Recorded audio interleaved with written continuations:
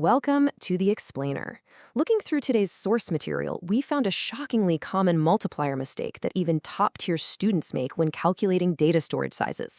It's this tiny, seemingly innocent assumption that just silently destroys full-mark answers and, frankly, completely tanks grade boundaries. So no fluff today, we're going straight to the core of this error. Okay, let's dive right into this. Why on earth do top-performing A-star students lose marks on what really should be basic file size calculations? Well, the materials point out that this happens because ordinary revision completely fails to address the fundamental difference between decimal and binary multipliers. When you're sitting in that exam hall, under intense time pressure, it's incredibly easy to panic, fall back on everyday math, and mix up base 10 with base 2 calculation. And that simple mix-up, it literally jeopardizes everything. As you'll see, the difference is pretty stark. A generic, flawed answer relies on a base 10 multiplier, the kilo, which means exactly 1,000. And honestly, it feels right. It feels right because of how we measure weight or distance in the real world. But the examiner's mark scheme, it specifically requires the base 2 multiplier, the kibi, which uses 1,024. That tiny gap between 1,000 and 1,024, that is exactly where marks go to die. All right, moving into section 1, bits, bytes, and yobibytes. It all starts at the absolute foundation, the bit. This is the absolute smallest unit of data storage in computing. It's just a single binary value, either a 1 or a 0. Everything in a computer system, from a simple little text file to a massive high-definition video, ultimately breaks down into these microscopic binary digits. Moving one rung up the ladder, we get to the brilliantly named nibble. Yep. A nibble is exactly 4 bits grouped together. Now, while you might not use it every single day in massive calculations, understanding the nibble is absolutely essential for grasping how binary data is chunked and processed, especially when we start looking at hexadecimal conversions later down the line. Take another step up, and we find the byte. A byte is a group of exactly 8 bits. This right here is the fundamental anchor point for all the larger calculations we'll be looking at. When you type a single character on your keyboard, like the letter A, that typically takes up 1 byte of storage. So from here on out, everything scales up from the byte. Now here is the absolutely crucial number the source highlights, 1,024.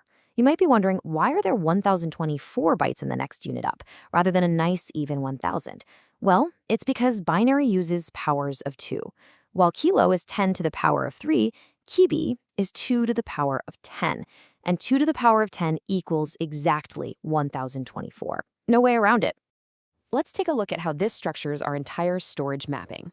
This outlines the exact units of measurement for computing storage. So 1 kibibyte, or kib, is 1,024 bytes. Step up again, 1 megabyte, MIB, is 1,024 kibibytes, and this multiplier of 1,024 remains completely rigid as we climb the ladder. Gigabyte, tebibyte, pebibyte, exbibyte, zebibyte, all the way up to the yobibyte, which is 1,024 zebibytes. Every single step up multiplies by exactly 1,024. And just a fun fact, as of right now in our source material, there is no measurement of computer storage larger than the yobibyte. Let's get into section 2, calculating image storage. To actually calculate the storage of a bitmap, the source outlines a pretty rigid step-by-step framework. Step 1, you identify the two-dimensional matrix of pixels, so that's just the width multiplied by the height of the image. Step 2, determine the color depth, which is the number of bits used to represent each single pixel. And step 3, simply multiply that total matrix of pixels by the color depth. That gives you the total file size in bits. From there, you can just divide by 8 to get bytes, and divide by 1024 to get kibibytes. Boom. Color depth works through an exponential increase. It's actually fascinating. A basic black and white image only requires 1 bit per pixel, 1 for white, 0 for black. But if each pixel is represented by 2 bits, we now have 2 to the power of 2, which equals 4 possible values. That means 4 colors, or 4 shades of gray. Increase it to 3 bits per pixel, you get 2 to the power of 3, giving you 8 possible colors. So the number of bits strictly dictates the possible color values, which of course directly drives up your file size. Moving right along to section 3, sound sampling trade-offs. First things first, we must lock in the terminology here. Sampling resolution is defined precisely as the number of bits used to represent sound amplitude in a digital sound recording. The materials really stress that using this exact, Precise definition is what secures the marks, except no substitutes.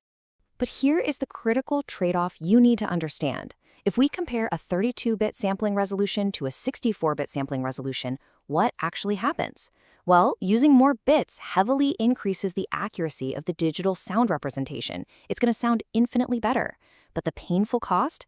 It massively increases the amount of memory and storage required.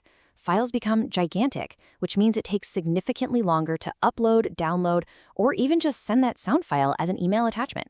So every bit comes with a real-world cost. Section 4, the high mark strategy. Look at how these command words demand entirely different responses from you. If a question says state, it demands concise precision. Just give them the fact and move on.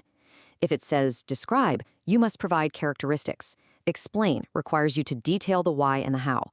But the source warns that the absolute most dangerous one in our current topic is calculate. When you see calculate, it is a mandatory command to show your visible working.